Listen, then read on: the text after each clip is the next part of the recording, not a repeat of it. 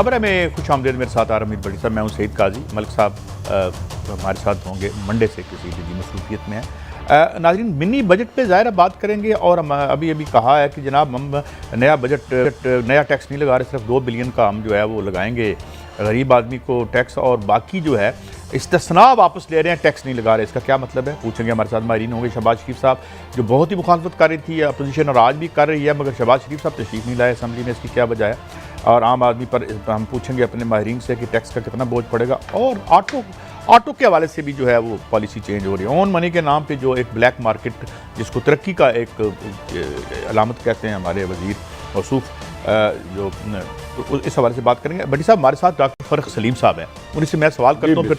अब thank you very much for your time. पहले तो ये बताएं, पहले मैं आपको एक शॉर्ट सुनवाता हूँ जनाब शबर साहब का गालबन, तो शौकत तरीन साहब का, और उसके बाद आगे चलते हैं।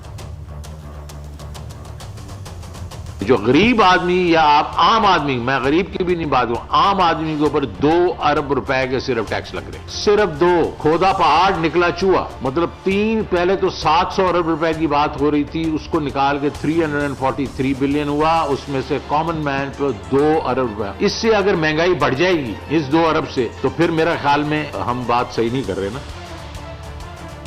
जी डॉक्टर साहब, आपने ये सुन लिया, मैं समझता हूँ यही सवाल हमारा, तो जरा वजाहत कर दीजिएगा गरीब आदमी को क्या रिलीफ मिल रहा है इस बजट में। देखिए, हर पाकिस्तानी जो मैं आपको 9 या 10 आइटम गिनवा देता हूँ, अगर वो इस्तेमाल नहीं कर रहा तो आप समझिए कि उसके ऊपर किसी किस्म का बोझ नहीं पड़ेगा। हर पाकिस्तानी जो दवाएं इस्तेमाल नहीं करता उसके ऊपर आप समझिए कोई बोझ नहीं पड़ेगा। हर पाकिस्तानी जो मक्खन इस्तेमाल नहीं करता, जो दही इस्तेमाल नहीं करता, जो देसी घी नहीं खाता, जो किताबें नहीं खरीदता, जो लैपटॉप नहीं लेता, जो इंटरनेट नहीं इस्तेमाल करता, जो अंडे सब्जी इस्तेमाल नहीं करता, जो बच्चों का दूध नहीं लेता, ये आइटम अगर आप नहीं लेते तो आप समझिए कि आप जीत गए, आपके ऊपर टैक्स नहीं लगेगा। अगर ये आइटम जो मैंने आपको बताया अगर आपके इस्तेमाल में हैं, तो फिर बड़ी वाज़ेह तौर पे लिखा गया है कि 350 अरब रुपए के जो टैक्स एग्जेम्पशन दिए हुए थे वो वापस लिए जा रहे हैं, और इजाफी तकरीबन 250 अरब रुपए के इजाफी टैक्सेस हैं। तो ये पैकेज बन जाता है तकरीबन 600 अरब रुपए का। अब पाकिस्तान में जो हमारा लास्ट सेंसस है वो बताता है कि लगभग 3 करोड़ ख़ानदान पाकिस्तान में रहते हैं। तो मिनी बजट के नतीजे में जो 600 अरब के टैक्सेस हैं, अगर आप औसतन गिन लें तो हर पाकिस्तानी ख़ानदान के ऊपर तकरीबन 20,000 रुपए का इजाफी बोझ जो है वो इस मिनी बजट के नतीजे में आएगा। डॉक्टर साहब, ये सालाना है या माहाना है ये जो 20,000 का बोझ है? सालाना। ये सालाना आप समझिए कि अगले 6 महीने तक, क्योंकि ये 6 महीने माली साल के गुजर गए हैं, तो अगले 6 महीने तक आप समझिए कि 6 महीने का इजाफी 20,000 रुपए का बोझ जो है वो इजाफी आएगा। इसमें अभी बिजली का जो बोझ है जो तकरीबन 910 अरब रुपए का इजाफी बिल इकट्ठे करने हैं वो इसमें शामिल नहीं है। और जो पेट्रोल 4 रुपए लीटर हर महीने हमारे वजीर खजाना साहब ने ऐलान किया है बढ़ाना होगा, वो इसमें शामिल नहीं है। तो बिजली और पेट्रोल का जो बोझ है उसको निकाल दीजिए। तो उसके अलावा तकरीबन 20,000 रुपया हर पाकिस्तानी खानदान के ऊपर इजाफी बोझ है अगले 6 महीने के। बिस्मिल्लाहिर्रहमानिर्रहीम। एक तो डॉक्टर साहब आपको मुबारक हो कि आपको कायम के बाद असल लीडर आप मिले हैं। इमरान खान साहब उन्होंने कहा था IMF के पास नहीं जाऊंगा, और मेरी इतलात के मुताबिक जो आज मिनी बजट आया है इसे IMF की शराइत पर अवाम पर आपके मुताबिक फी कस 20,000 रुपये का बोझ बढ़ा दिया गया है। आप फरमाते हैं कि इस बोझ का असर नहीं पड़ेगा जो दवाई नहीं खाता। क्या इमरान खान साहब ने कोई ऐसा कुलिया ईजाद किया है कि बीमार ना हो, जो दही दूध नहीं पीता, कोई ऐसा इलाज किया है कि लोगों के बच्चे बट्टी खा के पेट भर लें, दूध दही ना उन्हें इस्तेमाल करना पड़े? ऐसा इलाज किया कि दुनिया अनपढ़ जाहिल हो जाए, किताबें ना खरीदनी पड़े और दूध ना खरीदना पड़े? तो ये कौन सी मखलूक पर बोझ पड़ेगा? ये तो 22 करोड़ की 22 करोड़ ये चीज़ें इस्तेमाल करती है, और रोज़मर्रा की इस्तेमाल की चीज़ें हैं, इनमें कोई भी याशी या लग्जरी चीज़ मुज़ाहिर बादियुल नज़र में मुझे नज़र नहीं आती। जी डॉक्टर साहब। जी देखिए, एक बड़ा बुनियादी सवाल ये उठता है कि मिनी बजट क्यों लाया जाता है या पीटीआई की हुकूमत क्यों ला रही है। देखिए, अभी 6 महीने पहले आपको याद है जून के महीने में हमें एक बजट दिया गया था, तो फिर 6 महीने में ऐसा क्या हो गया कि एक मिनी बजट की ज़रूरत पड़ गई। अब बजट को अगर आप सिंपल तरीन कर लें, इसको पेचीदा ना समझें, इसमें सिर्फ और सिर्फ 2 चीज़ें होती हैं। इसमें हुकूमत अपना तखमीना बताती है कि वो टैक्सेस कितने लगाएगी और अपना तखमीना बताती है कि अखराजात कितने करेगी। ये 2 चीज़ें हैं जिसको हम बजट कहते हैं। अब अगर 6 महीने पहले हमें ये बताया गया था कि हुकूमत की आमदन क्या होगी, हुकूमत के अखराजात क्या होंगे, तो अब फिर 6 महीने के अंदर अंदर ऐसी क्या ज़रूरत पड़ गई। अब नेचुरली या तो जो तखमीने 6 महीने पहले लगाए गए थे वो बिल्कुल ही गलत साबित हुए हैं, जो आमदन हुकूमत ने तखमीना हमें बताया था वो गलत साबित हुआ है, या उसके अखराजात जो उसने हमें बताए थे वो बहुत कम बताए थे और अब अखराजात बहुत ज़्यादा हो गए, तो इसलिए हुकूमत को ये मिनी बजट लाना पड़ गया। अच्छा, दूसरी भट्टी साहब, हमारी कनपट्टी पे कोई बंदूक नहीं रखता, हमें ज़बरदस्ती कोई IMF के पास लेके नहीं जाता कि ये IMF की शराइत हैं, ये लाजमी आपने जो है इनको पूरा करना है। हम IMF के साथ IMF के पास मजबूरी जाते हैं। जो हुकूमत की माशी गलतियाँ होती हैं, माशी पॉलिसी की गलतियाँ होती हैं, जो हुकूमती खसारे होते हैं, चाहे वो हम तिजारती हवाले से करते हैं या बजटी हवाले से करते हैं, हुकूमत की जो खामियां हैं, हुकूमत की कमज़ोरियां हैं, उनके नतीजे में ज़बरदस्ती हमें IMF के पास जाना पड़ता है। अब IMF आपको ये कहती है कि जी आपने अखराजात और आमदन के दरमियान में एक ख़ास फ़ीसद से ज़्यादा खसारा नहीं करना, आपने 4% का बजटरी खसारा करना है, उससे ज़्यादा नहीं करना। जब हुकूमत खसारा ज़्यादा कर जाती है तो फिर उसको इस किस्म के काम करने पड़ते हैं जो भी हम मिनी बजट के नतीजे में देख रहे हैं।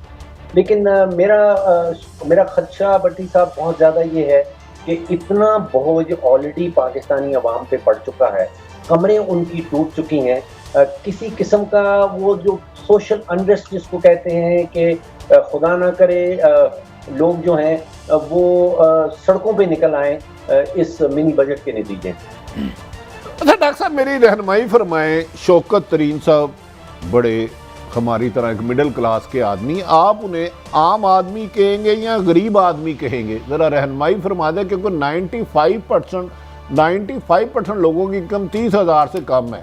तो मेरे मोहतरम वजीर आम आदमी की कैटेगरी में आते हैं या गरीब आदमी की, ताकि उनके लिए तो बजट और मेरा बजट फ़र्क होगा ना।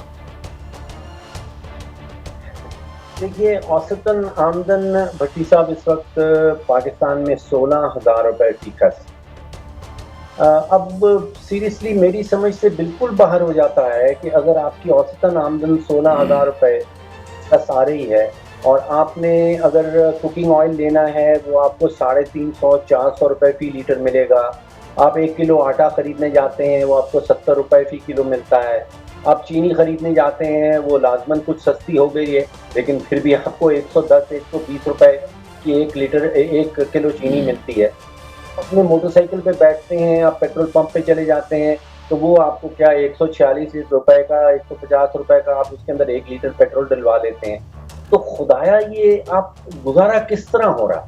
इस वक्त जो 22 करोड़ पाकिस्तानी हैं वो किस तरह रह रहे हैं, यही तो डॉक्टर साहब मेरा आपसे सवाल है कि आप फरमा रहे हैं औसतन आमदन 16,000 में एक शख्स 2 वक्त की रोटी खा के बीमारी की सूरत में इलाज करा सकता है, बच्चे को पढ़ा सकता है, एक जगह से खुशी गमी में कहीं जा सकता है, ये पॉसिबल है कि नहीं? ये रहनुमाई फरमाए। देखिए भट्टी साहब, आप जानते हैं इतना खलीज बढ़ता जा रहा है, जिस तरह का सवाल आपने उठाया उसका जवाब आपको ये मिलता है कि भाई हमने पिछले महीने जो है वो 22,000 कारें बेच दी हैं। अब आप सवाल उठा रहे हैं अद्वियात का, आप सवाल उठा रहे हैं बच्चों के खाने पीने का, आपको जवाब आगे से मिलता है कि कैलिफोर्निया के अंदर जो है वो तेल की कीमत जो है वो पाकिस्तान से ही है। तो जवाब, हम सवाल कुछ उठाते हैं, आप वाजिब सवाल उठा रहे हैं, लेकिन आगे से जवाब जो है वो कम्प्लीटली मुख्तलिफ मिलता है। अब आपने देखा कि वो नदीम मुगल साहब थे शायद उनका नाम, वो जो हमारे एक मीडिया में काम करते थे, उन्होंने खुदकशी कर ली कि महंगाई बहुत ज़्यादा है। इसी तरह वो असदुल्ला साहब हैं जिनको बरतानिया के अखबार ने कवर किया, कराची में उन्होंने खुदकशी कर ली महंगाई की वजह से। अब जब ये कहते हैं कि जो खुदकुशियां हो रही हैं तो आगे से जवाब मिलता है कि जापान में जो खुदकुशी का रेट है वो हमसे भी ज़्यादा है, और मरीख में जो रहने वाले लोग हैं वो तो बिल्कुल ही खाने के बगैर गुजारा कर लेते हैं, तो फिर आप भी ऐसा कर लीजिए। तो एक बहुत बड़ा खलीज नज़र आने लगा है, सवालात कुछ उठाए जाते हैं अवाम की तरफ से और आगे से जवाब कुछ और मिलता है। अच्छा, भट्टी साहब ने एक इशारा किया है, मैं ज़रा इस बात को और एक्सेंचुएट और एम्फेसाइज करता हूँ। ये लोग जो हमारा बजट बना रहे हैं, जो इनका तबका, जो इनका इनकम इंडेक्स है, ये तो 5,000 रुपये का लीटर पेट्रोल भी इनको नहीं चुभता। इनका रहन सहन देखें, इनके घर देखें, इनकी गाड़ियाँ देखें, तो आप समझते हैं कि इनका अटर रिगार्ड है, और चूंकि इनका ये एक तबकाती मसला बन गया है कि ये मौज करेंगे और रियासत को चलाने का बिल आम आदमी को दे देंगे इनडायरेक्ट टैक्सेशन के जरिए। Do you agree sir? कि आपको याद हो कि जब हम when we were growing up, बचपन में वो कहानियां सुना करते थे, रॉबिन हुड की कहानी सुनाई जाती कि वो अमीरों से पैसे छीना करता था और गरीबों की जेब में पैसे डाल दिया करता था।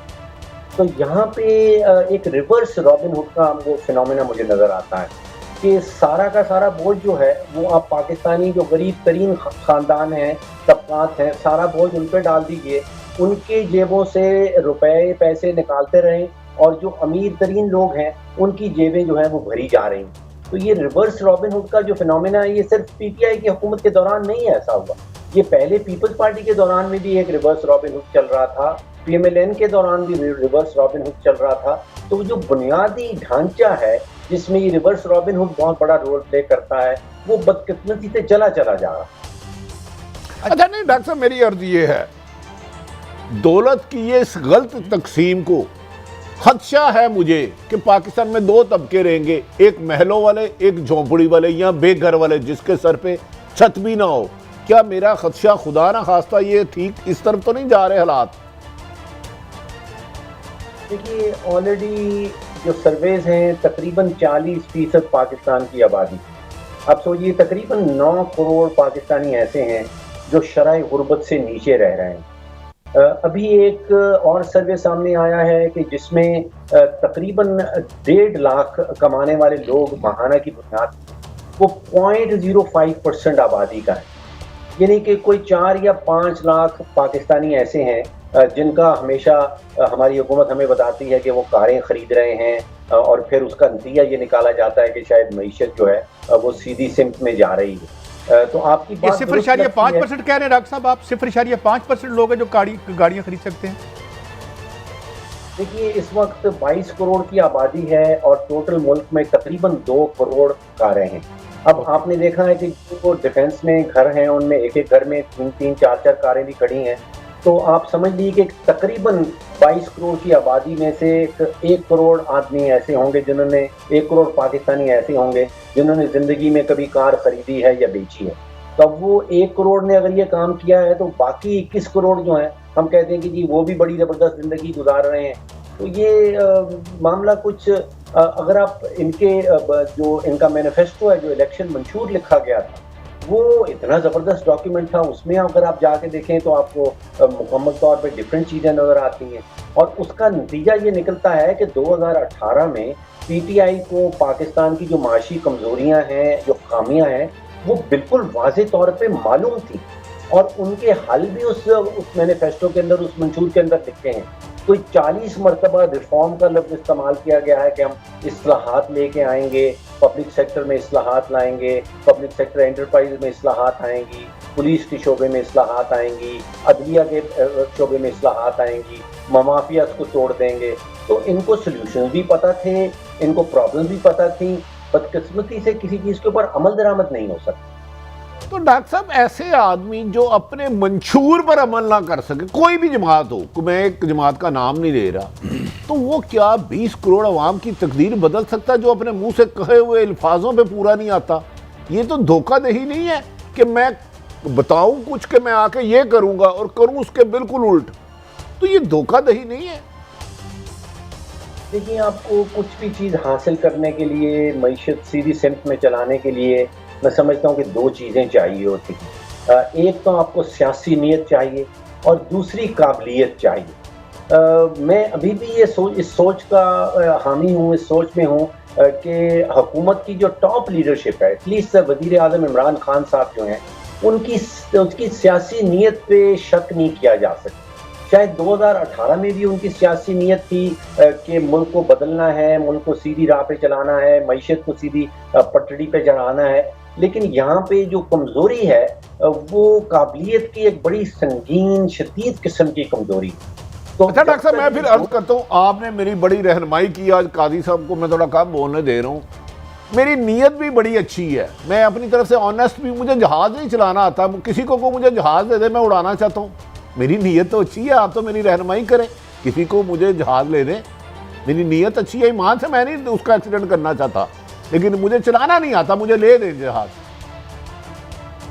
जी, मैंने वो इसीलिए काबिलियत का साथ जुमला लफ्ज़ इस्तेमाल किया था कि नीयत जमा काबिलियत, फिर कोई नतीजा निकलेगा। अच्छा चले, आप तो डॉक्टर साहब माशाल्लाह बड़े, नीयत और काबिलियत दोनों किस बाजार में बिकती हैं, जरा उसका एड्रेस ही दे दें, मैं किसी को लेके भेजना चाहता हूँ। डॉक्टर साहब, मैं एक आखिरी सवाल आपसे करूं, क्योंकि मैंने अभी एक क्लिप देखा है, वो हम कंफर्म कर रहे हैं, डॉक्टर शाहिदा वजारत साहिबा का है, मुबैना तौर पर ऑडियो है, इसलिए मैंने कहा चेक कर लें। मगर कहा यह जा रहा है कि इस बिल के साथ जो हम स्टेट बैंक का तरमीमी ला रहे हैं, कवानीन ला रहे हैं, वो स्ट्रेटजिक सरेंडर है to the United States of America. खैर ये तो अब ओवर स्टेटमेंट ही होगी, कब हमने नहीं किया।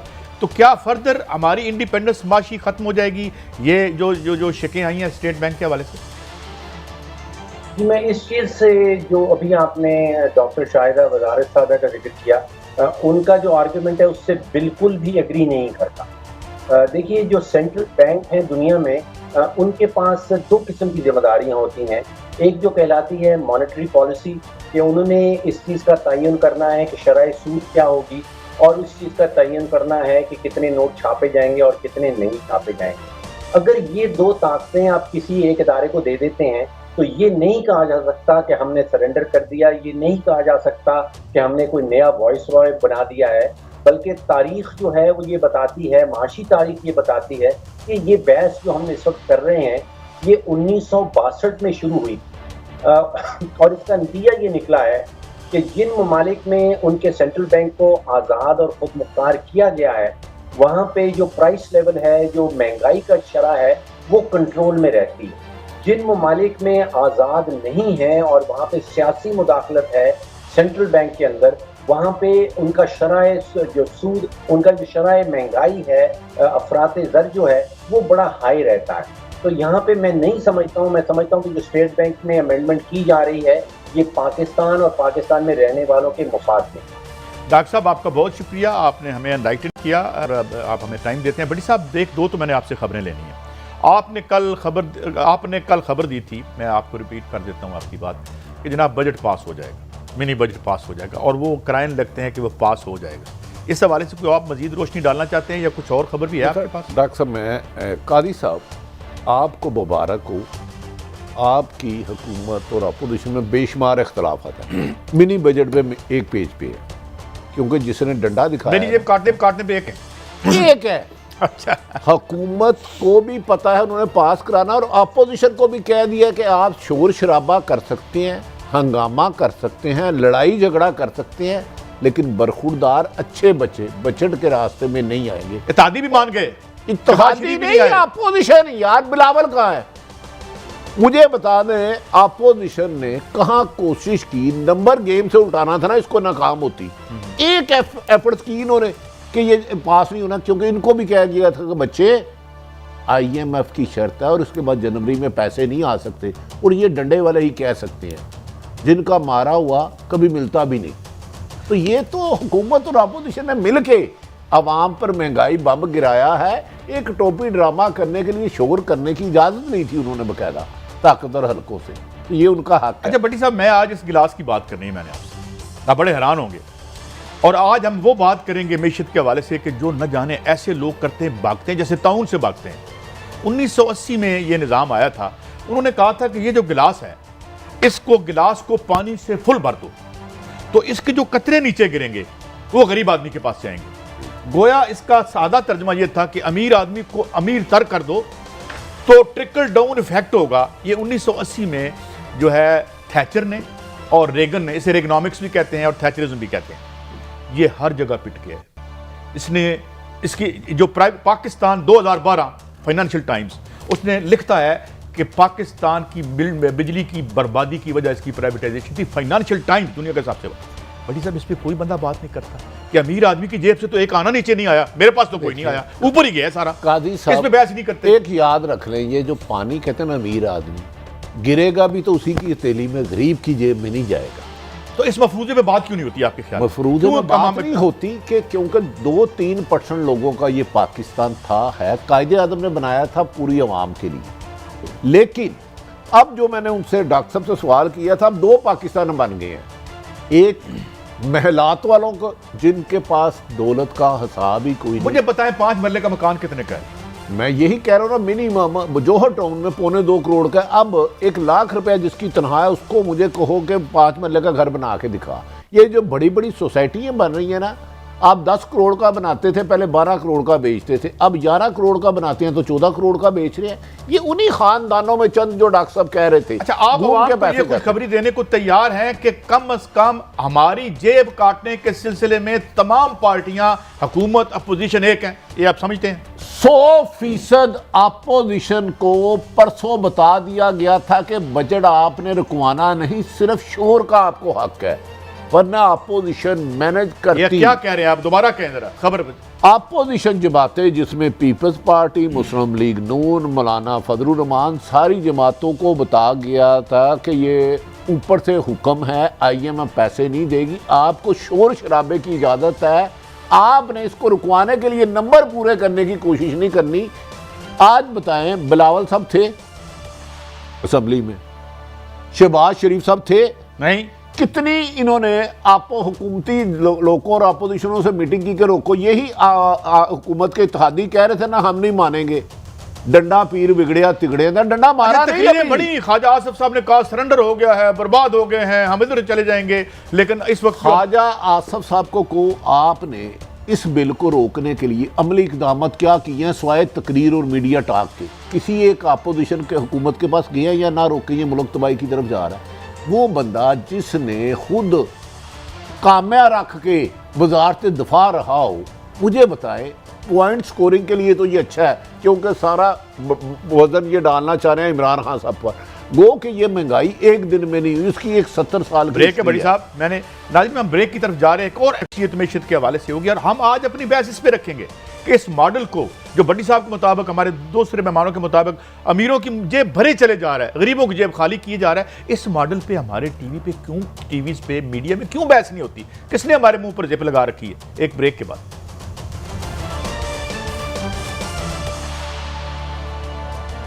Welcome back. अच्छा बड़ी साहब, एक खबर मैं और आपसे ले लूँ। एकदम से खान साहब के एतमाद का जो ग्राफ है वो ऊपर चला गया।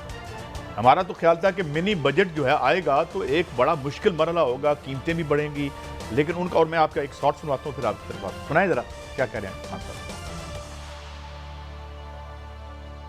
हर 3 महीने के बाद अब हुकूमत मुश्किल में है, कल मुश्किल में है, आज आ रहा है, कल आ रहा है। ये जब पहले गया था ना सऊदी अरेबिया, तब भी हम सुनते थे अब आ रहा है, कल आ रहा है, जब तक वो समझौता की तकरीर नहीं होती, उसकी जॉब एप्लीकेशन होती है। जॉब एप्लीकेशन होती है, ये क्या कह रहे हैं खान साहब? खान साहब, मेरा ख्याल है 2018 में इस जॉब एप्लीकेशन में क्वालिफाई कर गए और उन्होंने ठीक कहा, 1000% ठीक कहा। इस बिल को ना खान साहब ने मंजूर कराया, ना एतमाद का वोट इमरान खान साहब ने लिया था, ना चेयरमैन सेनेट के खिलाफ ने कराया था। मैंने अर्ज़ की थी, कादी साहब आप परसों चौथ मजाक उड़ा रहे थे, मैंने कहा था ये इत्तेहादी जमातें लाइन में लगेंगी, ये बजट पास होगा। इमरान खान साहब ने नहीं कराया, IMF ने करवाया। IMF किसी और से डील करती। अब आप देखते होंगे अक्सर मुख्तलिफ ममालिक के लोग सफारतकार होते हैं, वज़ीर ख़ारजा होते हैं, वो किन से मुलाकात करते हैं? बहुत कम PM से मिलते हैं। तो ये इमरान खान साहब का कॉन्फिडेंस उस वक़्त तक रहेगा जब तक साइन पीछे मौजूद है, और साइन जिस दिन पीछे हट गए, ये नहीं बजट पास हो सकता था, ये नहीं हो सकता था। 4 वज़ीर कमो बेशतर 10-12 एमएनओ ने मुझे कहा था यार ये बॉम्बे ये पास करा के बिल हम पीटीआई के हम अपने हलकों में नामुमकिन है। अब मैंने जान के उनको छेड़ा तो मुझे उन्होंने एक थोड़ा सा बड़ी अच्छी बात किया, उन्होंने कहा जी हमें तो छोड़े, आप अपोजिशन को कहो कि ये रोक के दिखाए। अब कैन यू इमेजिन कॉन्फिडेंस देखे। तो ये सब का एका हमारे खिलाफ ही है। ये हुकूमत और अपोजिशन एक पेज पे थी, है और रहेगी।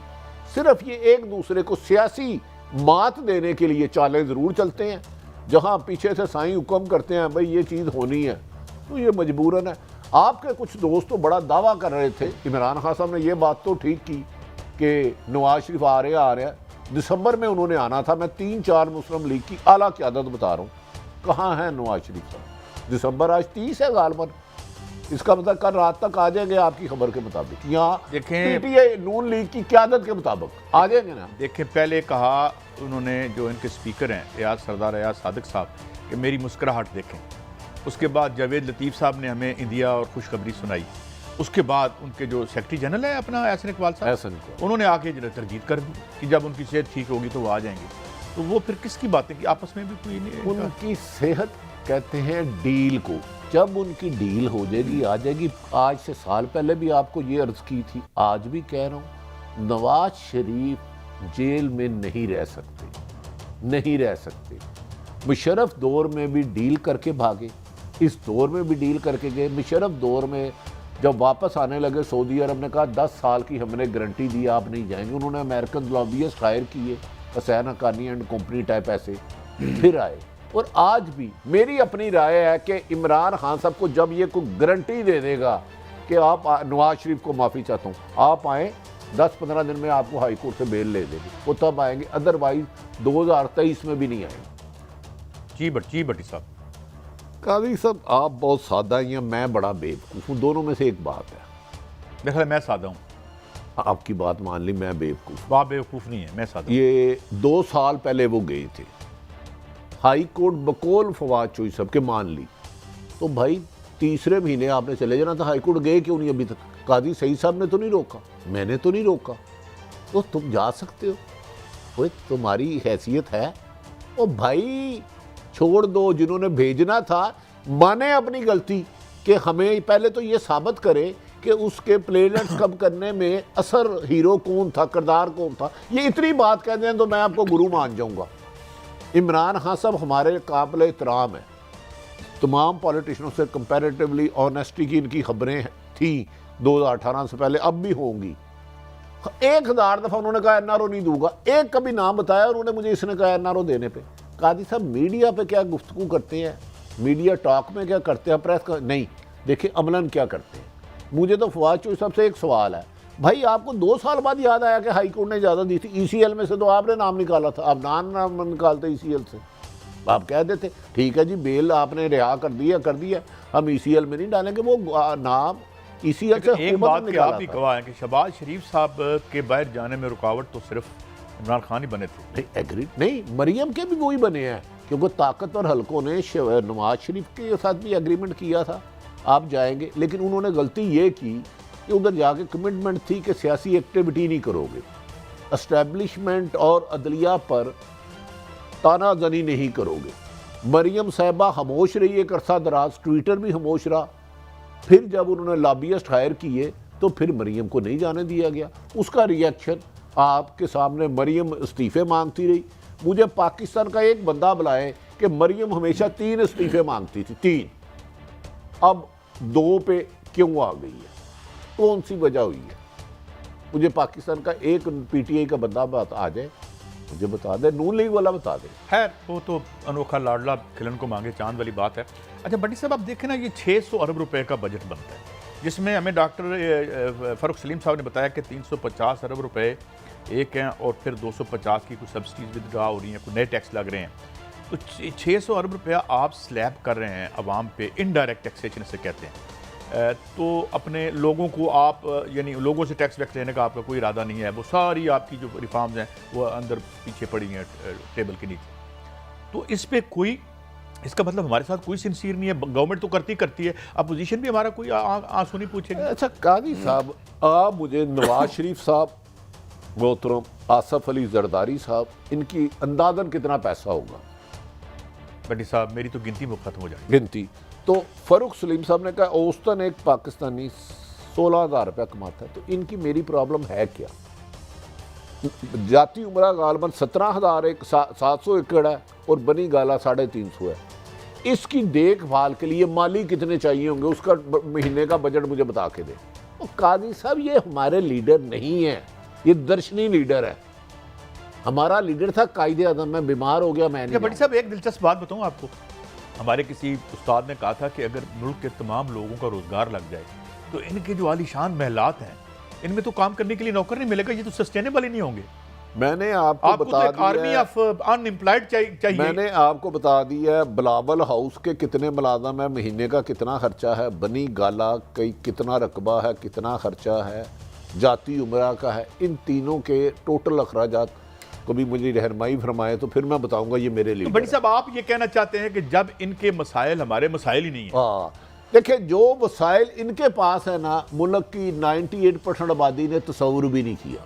वो अल्लाह ताला सबकी मुश्किलें आसान करे। जो 98% लोगों के मसाइल दरकार है, इन्होंने कभी उसका तस्वुर नहीं यानी किया। अब अगर मैं आपकी बात करूं, आपकी बात को आगे बढ़ाऊं, तो 5% लोग तो अपनी गाड़ी पे आ जा लेंगे हैं?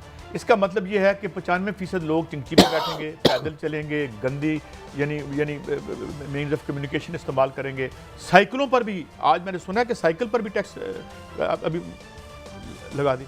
अच्छा, शबर ज़ैदी साहब ने हमें ज्वाइन किया है, बड़े एक नागवार इंसान और मैशत को भी समझते हैं। Thank you very much sir. मैं आपका आर्टिकल भी देख रहा था पिछले दिनों, आपने एक और भी गुफ्तगू की थी, बाद में उसकी आपने वजाहत भी की। शबर ज़ैदी साहब, मैं आपसे डायरेक्ट एक बात पे आता हूँ कि हम न्यू लिबरल इकोनॉमिक प्रोजेक्ट में रह रहे हैं जो हर जगह पिट गया है, इस पर हम क्यों बहस नहीं करते कि वो पैमाना नहीं छलका? और मैं आपसे ख़ास तौर पर इसलिए पूछ रहा हूँ कि मैंने थोड़ा सा आपकी शख्सियत पे काम किया है, आप नौजवानी में बड़े इनकलाबी हुआ करते थे, तो क्या गया वो इनकलाब? हम बात भी नहीं करते अब कि यार ये ट्रिकल डाउन नहीं हो रहा, प्राइवेटाइजेशन ने बट्ठा बिठा दिया। फाइनेंशियल टाइम्स ने हमारी प्राइवेटाइजेशन के खिलाफ आर्टिकल 2012 में लिखा था। Why don't we talk about the model जो कि पिट गया है हर जगह पे, और हम इसी पे लकीर पीटते जा रहे हैं। शबर ज़ैदी साहब,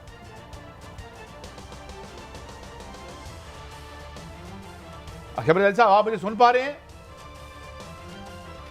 मेरे ख्याल में हमारी आवाज़ अभी तक उनका शबर ज़ैदी साहब, मेरी आवाज़ आ रही है आपको?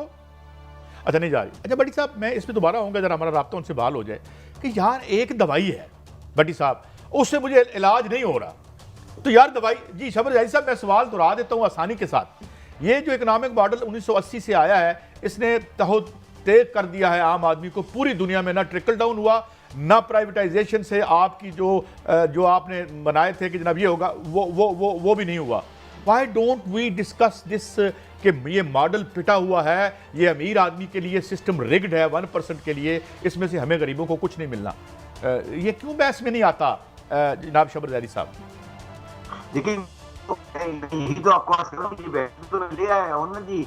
मैं तो आपको बिल्कुल साफ कह रहा हूँ कि आप 80 की बात कर रहे हैं, मैं तो तकरीबन 70 की बात कर रहा हूँ कि जो भी इकोनॉमिक माशी निज़ाम इस वक्त दुनिया में आ चुका है और जिस तरह से हम ये चला रहे हैं उसको फॉलो करते हुए ये इस बेसिस पर आवाम को कुछ नहीं मिलने और ये तबाही की तरफ ले जा रहा है। मैं इससे बिल्कुल एग्री करता हूँ आपकी बात से 100%। और यही बात मैंने की है, इसकी वजह से बड़ी पूरी कौम हिल गई है कि मैं कह रहा हूँ कि ये मुल्क को दिवाली की तरफ ले जा रहा है। मैं आपकी 100% बात एग्री करता हूँ, मुझे 1% भी इस पर कोई शक नहीं है और मैंने ये बात पब्लिकली कर दी है और उसकी आप गूंज जब सुन रहे हैं तमाम जगहों पर, ऐवानों में भी आएगी इंशाल्लाह बहुत जल्दी इसकी बात।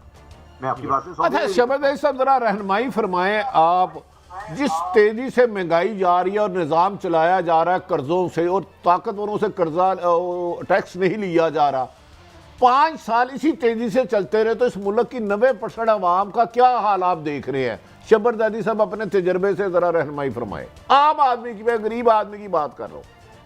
आम आदमी की जिंदगी निहायत मुश्किल हो चुकी है और जिस जगह पर वो 18 में था उस जगह से वो मजीद खराब हो जाएगा 2022 में जब इस गवर्नमेंट की टर्म खत्म होगी।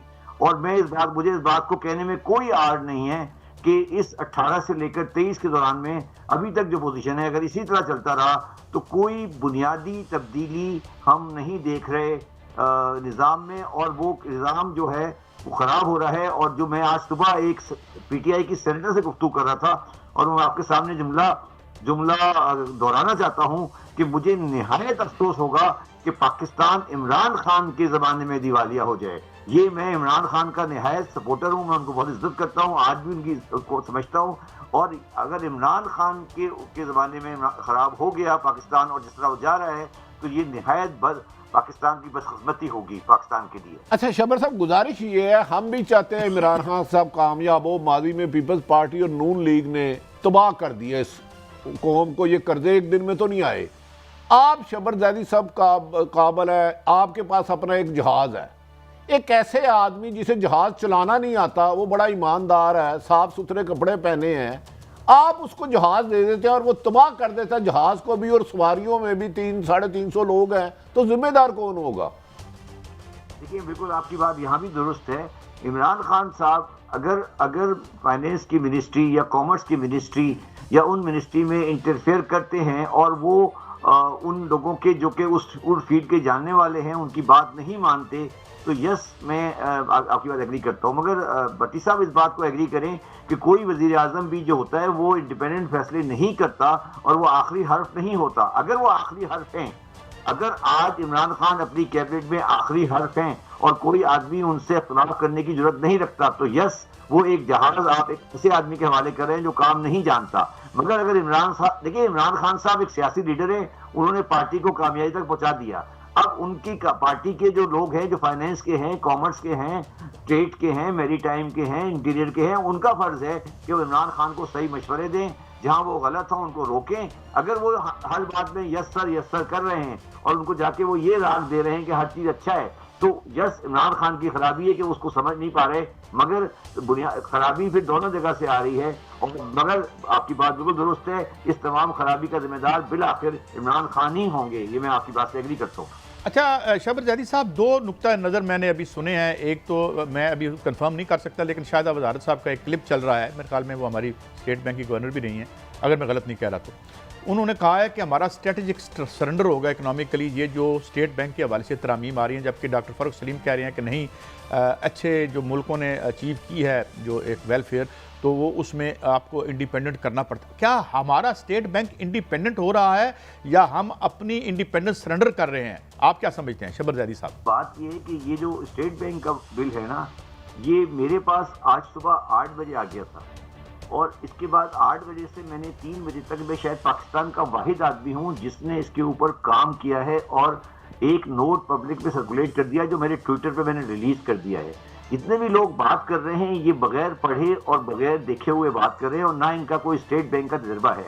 मैं स्टेट बैंक के बोर्ड पे बैठता रहा हूँ, मुझे पता है कि इशू क्या है। अब मैं आपको इशू समझाता हूँ, फिर आप मुझे बताइएगा कि बात क्या है। देखें, जो बुनियादी बात है वो ये है कि IMF के दिमाग में एक बात है कि स्टेट बैंक को पाकिस्तान की को मिनिस्ट्री ऑफ फाइनेंस से आज़ाद होना चाहिए। ये बात बुनियादी तौर पर, उसूली तौर पर अगर आप किताबी शक्ल में कहें तो ये सही है, मगर अमली तौर पर ये बात गलत है। किसी भी मुल्क की जो स्टेट बैंक है वो उस गवर्नमेंट का एक हिस्सा है और कहीं भी ये पॉसिबिलिटी नहीं है कि स्टेट बैंक को पाकिस्तान की पॉलिसी कोई और हो और मिनिस्ट्री ऑफ फाइनेंस की पॉलिसी कोई और हो, ये पॉसिबल है ही नहीं। अच्छा, अब सवाल ये है कि हमने स्टेट बैंक ऑफ पाकिस्तान को काफी मामलात में आज़ादी दी है इस बिल के तहत, और जिसमें सबसे बड़ी आज़ादी जो हमने उनको दी है वो है डिस्काउंट रेट के ऊपर रेट फिक्स करने की आज़ादी दी है। अब इसमें जो बुनियादी सवाल ये नहीं है कि हमने आज़ादी दी है, देनी चाहिए थी या नहीं देनी चाहिए थी। सवाल ये है कि जिस आदमी के पास वो पावर चली गई है, जो गवर्नर स्टेट बैंक है या डिप्टी गवर्नर स्टेट बैंक है, क्या वो आदमी IMF या किसी और इदारे की भलाई को पाकिस्तान की भलाई से मुकद्दम रखता है? तो वो गलत है। अगर वो आदमी पाकिस्तान की भलाई को IMF की और उसे मुकद्दम नहीं रखता, उसके जहन में पाकिस्तान की भलाई है, तो फिर वो सही है।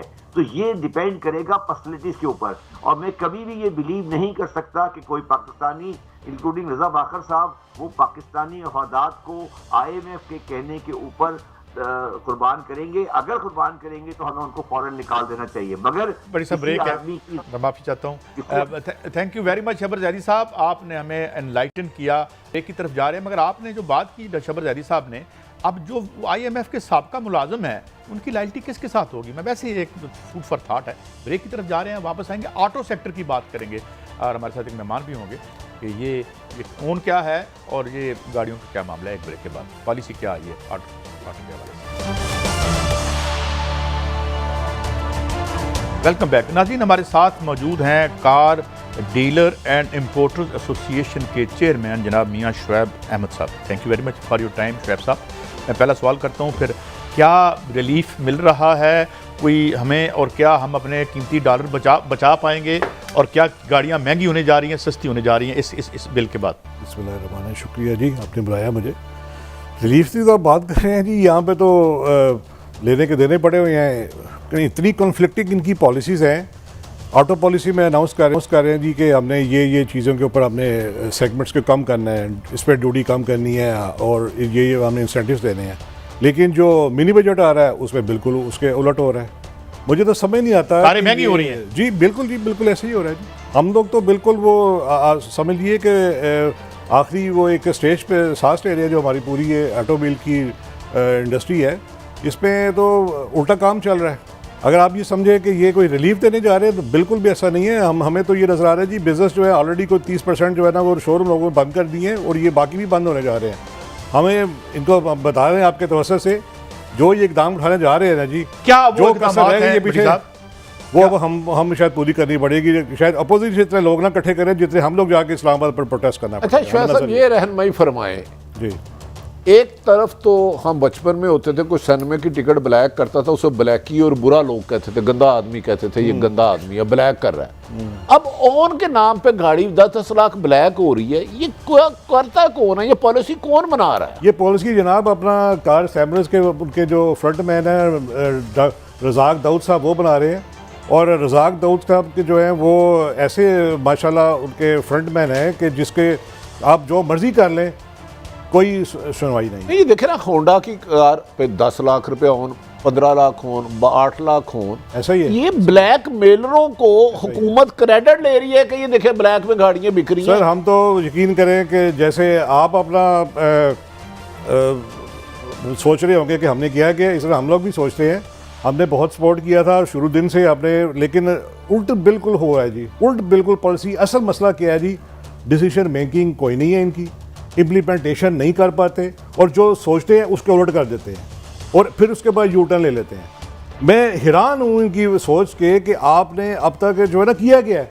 सर ये बिल्कुल ही ख़त्म होने वाला मामला, अभी चलता रहेगा, ऑन ये बढ़ना जाए, और डिलीशन उनकी ख़त्म करा दी है बस। 70 अरब रुपया निकला ऑन की सूरत में, ये 170 अरब ये किसकी जेब में गया, और इसका हल क्या है उधर, ताकि नाज़रीन आपको लोग सुन रहे हैं। और ये असेंबलिंग की बात क्या कर रहे हैं, कार असेंबलर हैं या कार प्रोड्यूसर हैं? जी ये एक्चुअली असेंबलर्स भी कहना है बड़ी है कि इनको जो आपने इज्जत दे रहे हैं, ये फिटर हैं। देखें सर, ये आप जो फरमा रहे हैं ना 170 अरब, इससे ज़्यादा ये अमाउंट है। ये तो एक जायज़ा लिया गया है।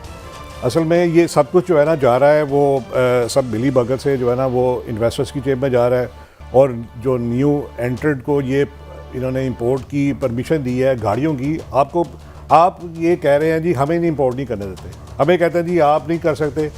इन लोगों को न्यू गाड़ी की इंपोर्ट की इजाज़त दी हुई है, हालांकि इनका काम ये था कि ये यहाँ पे प्लांट लगाएं। खुद वो अपनी फैक्ट्रियां लगाते, प्लांट लगाते अपनी। इंडिया ने प्लांट लगवाए हैं, जितनी उन्होंने गाड़ियों के लिए अपनी मंडी खोली थी, उन्होंने शर्त लगाई थी 4, 5, 10 साल बाद यहाँ से कोई भी एक। जी बिल्कुल ऐसा ही कहा गया था। सिर्फ में सब कुछ उलट हो रहा है, उसके कोई रेगुलेटर नहीं है इनके ऊपर। मिनिस्ट्री ऑफ इंडस्ट्री से पूछे वो मिनिस्ट्री ऑफ कॉमर्स पर डालती है, कॉमर्स से पूछे वो मिनिस्ट्री ऑफ इंडस्ट्री पर डालती है, और बीच में शौकत तीन साहब जो है ना इनके सैंडविच हुए।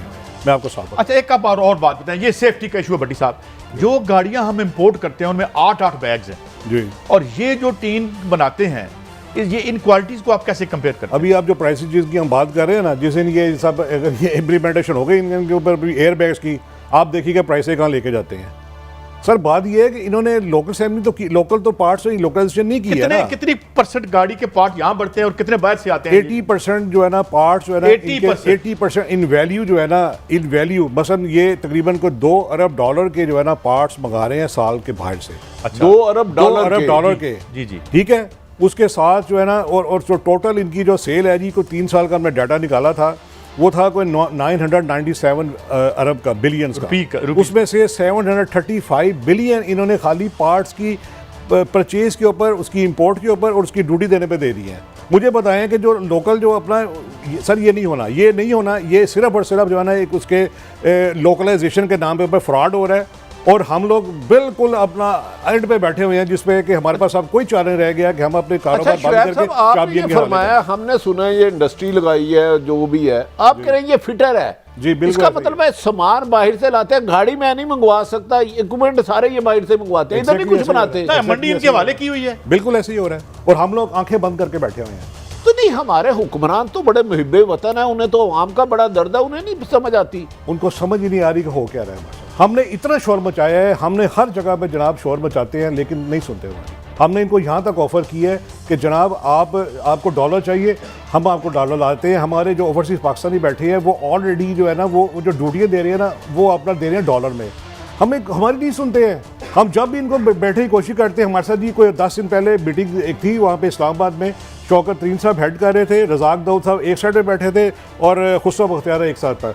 शौकत तरीन साहब ने कहा कि जी वो ये सब्जेक्ट जो है ना इनका है, कॉमर्स का और इंडस्ट्री का बैच जा रहा हो तो ये इनसे बात करें। वो उठे हैं, साथ ही रज़ाक दाऊद साहब उठ के खड़े हो गए। रज़ाक दाऊद बड़े करीब है, आप उनको क्या ऑफर कर रहे थे? को बताए, आप उनको ऑफर कर रहे थे कि हम यहाँ गाड़ियाँ असेंबल करके, तो सर हमने उनको ये ऑफर की थी कि जनाब आपने एक सप्लाई एंड डिमांड में गैप है, आपके जो असेंबलर्स हैं जितनी डिमांड है उतनी पूरी नहीं कर पाते हैं, उसकी वजह से ऑन पे आवाम मजबूर है कि उनको नहीं देते ये गाड़ियाँ टाइम पे। तो जो ये सप्लाई एंड डिमांड का गैप है, इस पे इम्पोर्टर्स को आप परमिशन दें कि वो अपनी नाम पे मंगाए गाड़ियाँ, और उसके बदले में हम उल्टा आपको डॉलर, ये तो डॉलर ले रही है स्टेट बैंक के थ्रू। हम जो हमारे बाहर लोग बैठे हुए हैं जो ओवरसीज़ पाकिस्तानी और जो बिज़नेस कर रहे हैं वो अपना यहाँ पे डॉलर अपनी बाइंग करके अपना स्टॉक ले आएंगे, जिसकी वजह से आपको बजाय ये है कि यहाँ से डॉलर जाएंगे। हमने इनको पूरी उसकी ऑलरेडी ऑफर दी थी, लेकिन उसके साथ हमने कहा था जो ये सेकेंड हैंड गाड़ी की इंपोर्ट हो रही है इसकी ड्यूटीज़ जो है आप कम करें, जिसकी वजह से आवाम को रिलीफ दे।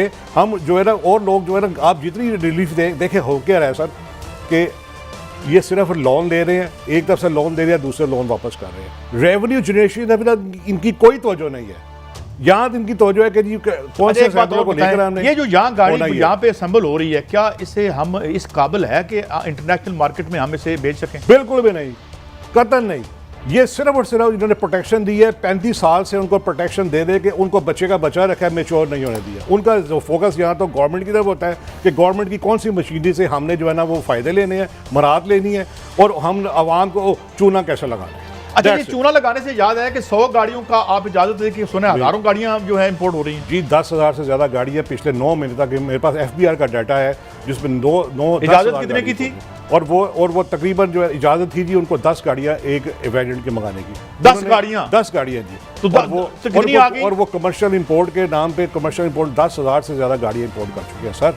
और ये हम लोग भी कह रहे हैं, ये FBR के फिगर कह रहे हैं, और मैं आपके ये चैनल के तवज्जो से एक जिम्मेदारी से बात कर रहा हूँ, और उस पर अपना आपके मेरे ख्याल में मोर देन कोई $1 बिलियन जो है ना उसकी इंपोर्ट के ऊपर जो है ना यहाँ से स्टेट बैंक से पैसा जा चुका है, और उसको कोई पूछने वाला नहीं है, कोई। ये भी मुझे बताएं कि ये जो अब गाड़ी इंपोर्ट करते हैं वो 22 किलोमीटर करती है, 25 किलोमीटर करती है, वो प्लग इन आ गया है बिजली पे, और ये जो जहां बनाते हैं 4 किलोमीटर आउटडेटेड टेक्नोलॉजी ला रहे हैं, जो सारी दुनिया ने बिल्कुल बेकार कर दिया टेक्नोलॉजी, वो यहाँ पे लेकर आ रहे हैं और उनको ये प्रोटेक्शन दे रहे हैं। ये कौन ला रहा है आउटडेटेड, जो कि रिजेक्टेड चीज है? रिजेक्टेड आपके ये जो आपने एक 4 पेपर्स के जो है ना लाइसेंस ले रहे हैं, बहुत आसान है। आप लाइसेंस ले दी, मैं न्यू एंटर हूँ, आप एक वो समझ लीजिए कि एक जैसे किराए की जगह लेके उसके ऊपर आप 4 मशीनें आके लगा देंगे जी मैं न्यू एंटर आपको दे देंगे, साथ ही आपको लाइसेंस। अच्छा, मैं थोड़े के वक्त कम है, ये बताएं कि 16 अरब डॉलर की पाकिस्तानी जापान में बैठकर गाड़ियां दुनिया भर में एक्सपोर्ट करते हैं, क्या वो नहीं यहाँ बैठ के वो ये काम नहीं कर सकते? सर मैंने जो है ना ये कोई पिछले 1.5 साल से बल्कि 2 साल अब तो हो गए हैं जी, गवर्नमेंट को हमने ये इसमें इकोनॉमिक जोन बनाने की, ऑटो जोन बनाने की हमने इनको ऑफर दी थी। उस पर हमने कहा जी हम पैसा भी यहाँ अपना लगाएंगे। आप कितना पैसा इन्वेस्ट करना चाह रहे थे? ऑटो जोन जो है ना हम यहाँ बनाएंगे, पूरे पाकिस्तान में जाल बिछा देंगे हम। दुबई में वो हमारा ये सारे पाकिस्तानी बैठे हैं जो दुबई में ये बिजनेस कर रहे हैं, वो अपना जुबान से जा रहा है सारा गाड़ियाँ वहाँ पे, और वहाँ से एक्सपोर्ट होती है। होती है। हमने कहा हमारी लेबर सस्ती है, जमीन हमारी सस्ती है, यानी हमारे वो आप सब यहाँ लोग हैं। इंपोर्ट करके उनको जी, रीप्रोसेस करके दोबारा दोबारा एक्सपोर्ट कर देंगे। हम नहीं यहाँ पे लोकल सेल नहीं करेंगे जिसपे कि आपको ज्यादा प्रॉब्लम है, लेकिन क्या है कि तो इससे हमें आप कारोबार करने दें। कितने डॉलर का बिजनेस हम कर सकते जनाब हैं? अपना पहले साल जो है ना $3.25 अरब का जो है ना यहाँ पे इंपोर्ट हम कर सकते हैं और यहीं से आगे एक्सपोर्ट होगा और सारे का सारा एक पैसा यहाँ से आपका आउटफ्लो नहीं होगा, सारे का सारा बाहर से जो है ना लोग जो कि बाहर बैठे शोएब हैं साहब वो बातें तो बहुत करनी थी, लेकिन आप जानते हैं हमें वक्त आपको बुलाएंगे। आपने वक्त हमें बहुत कम दिया जनाब, चले हम आएगा भी आपको टाइम देंगे आपसे और कोशिश 1200 करेंगे पे गुजारा है जी कि कुछ ना कुछ जो है कुछ बेहतरी हो जाए, कुछ डॉलर इधर भी आ जाएं। ये जो बातें हमने सामने रख दी हैं, सरकार की मर्जी। बहरहाल इजाजत दें, अगले हफ्ते फिर मिलेंगे। अल्लाह हाफिज़।